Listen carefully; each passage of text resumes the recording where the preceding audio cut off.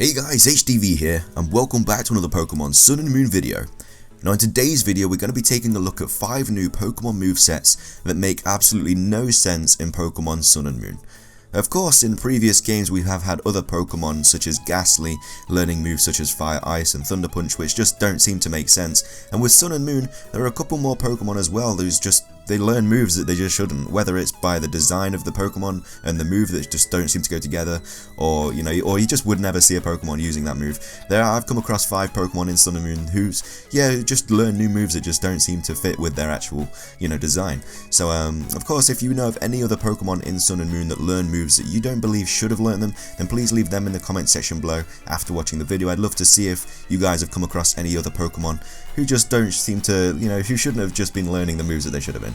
But with all of that being said though, let's get into the video, and I really hope that you enjoy. Okay, so coming into the number 5 spot in today's video, we have Toucannon and the fact that it can learn Overheat.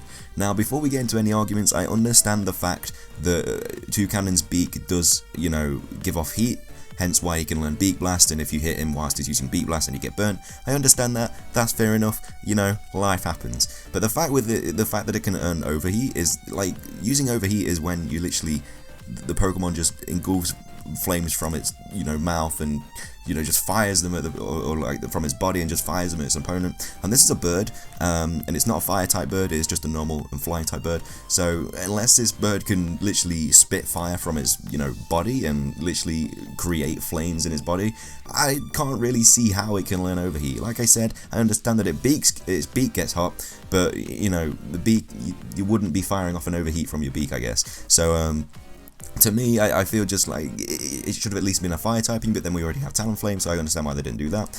But just learning Overheat, it's really cool for Toucannon, obviously, because he has a really cool move pool with like getting things like Overheat, and he gets Flame Charge as well. I understand Flame Charge because you're literally bashing the Pokemon with a flame, and obviously that's going to be coming from your beak.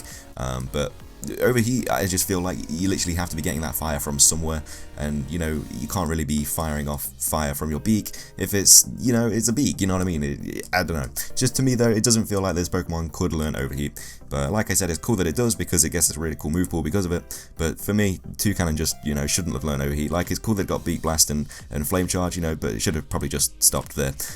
But yeah, so that is why Toucannon learning Overheat takes the number 5 spot in today's top 5 video. Okay, so coming in at the number 4 spot in today's top 5 video is Alolan Dugtrio, and the fact that it can learn moves such as Scratch and Night Slash and Sucker Punch and Slash and moves like that, just because, well, first thing first, like, it just doesn't have any arms. And I know this is the same problem with the normal Dugtrio, but obviously this is a new Pokemon, so we are going over the new Pokemon in today's video and no old Pokemon. But Alolan Dugtrio, to me, doesn't look like something that could be learning Slash and, things that you need claws for. Like, a big mystery in Pokemon has always been what is under the ground, under Dugtrio, under Diglett. And hopefully we were going to get that kind of confirmed with the Alolan form, but that was not the case, and it was still questioning what is under this Pokemon's, what is under the ground for this Pokemon. But unless it's got claws or something, I don't understand where it's getting these slash and punching moves from.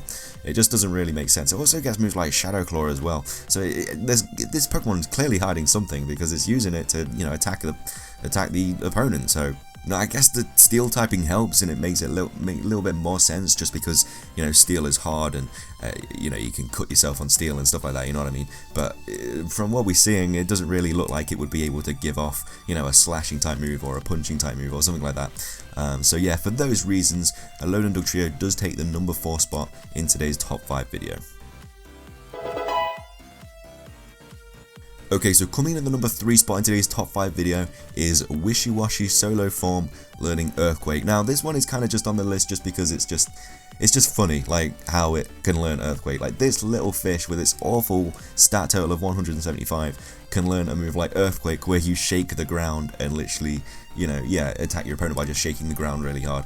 I understand that it obviously gets it because of its school form, and its school form is just like, it's really overpowered and getting like big hit, like damaging moves But I'm talking about the solo form here because this Pokemon can still learn Earthquake in its solo form, and I think it's just funny that this little fish is, you know, rocking the ground loads. I don't know where it's getting its power from, but being able to just shake the ground with this Pokemon's attack stat of 20 doesn't really fit for me.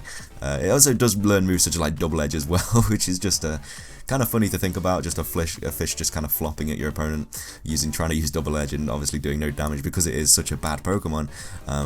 But yeah, getting Earthquake just takes it that little bit step further because you're literally, you know, shaking the ground and damaging your opponent that way, and it just doesn't look like it would add up for this Pokemon. I mean, it's a little tiny fish, which and it doesn't even look like, it just looks like it doesn't know what it's doing with its life. And obviously I understand that it does learn Earthquake for the school form, but like I said, I just thought it was pretty funny that this Pokemon does get Earthquake in its solo form as well, and so I thought I had to put it on this list just for that reason. But just for that reason, simply just because this little fish is just shaking the ground, you know, when it shouldn't be. Wishy-Washy's solo form does take the number 3 spot in today's top 5 video. Okay, so coming in at the number 2 spot in today's top 5 video is Delmise, and the fact that it can learn Surf. Now, before we begin, I know that this Pokemon is based off an anchor, which are obviously put underwater and stuff like that. But yeah, that's kind of it. Like, at the end of the day, it's like anchors are just like metal things that don't really, apart from like when they're outside of water, they don't really do anything. You know what I mean? Like just looking at the design of Delmise, it doesn't look like something that could summon water. It's a ghost and grass type Pokemon with loads of steel moves. It doesn't look like something that has anything to do with water, just apart from the fact that it is based off an anchor.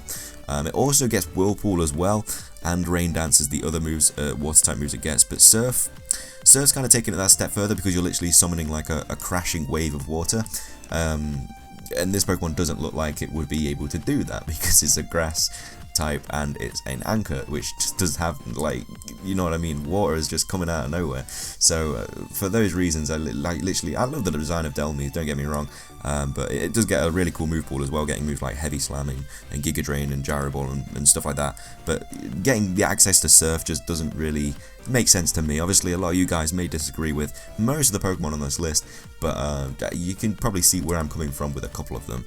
And so for these reasons, Delmise takes the number 2 spot in today's top 5 video.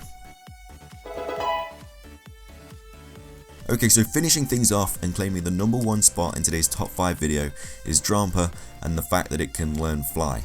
Now I understand that this is a dragon Pokemon, but when you look at the design of Drampa, it doesn't look like something that's going to be flying in the air anytime soon.